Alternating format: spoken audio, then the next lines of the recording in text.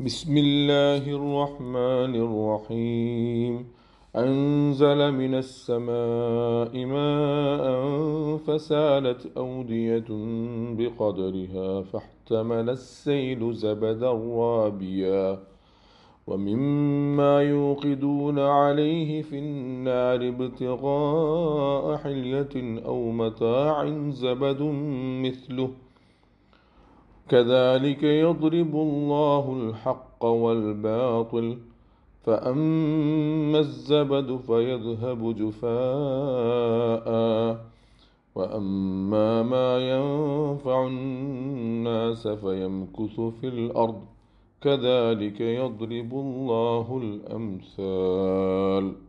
പരമകാരുണികനും കരുണാവാരിധിയുമായ അള്ളാഹുവിൻ്റെ നാമത്തിൽ. അവൻ മാനത്തുനിന്ന് വെള്ളമിറക്കി. അങ്ങനെ അരുവികളിലൂടെ അവയുടെ വലുപ്പത്തിൻ്റെ തോതനുസരിച്ച് അതൊഴുകി. ആ പ്രവാഹത്തിൻ്റെ ഉപരിതലത്തിൽ പതയുണ്ട്. ആഭരണങ്ങളോ ഉപകരണങ്ങളോ ഉണ്ടാക്കാനായി അവർ തീയിലിട്ടൊരുക്കുന്നതിൽ നിന്നും ഇതുപോലുള്ള പതയുണ്ടാകാറുണ്ട്. ഇவ்விധമാണ് അള്ളാഹു സത്യത്തെയും അസത്യത്തെയും ഉപമിക്കുന്നത്. എന്നാൽ ആ പത വറ്റിപ്പോകുന്നു.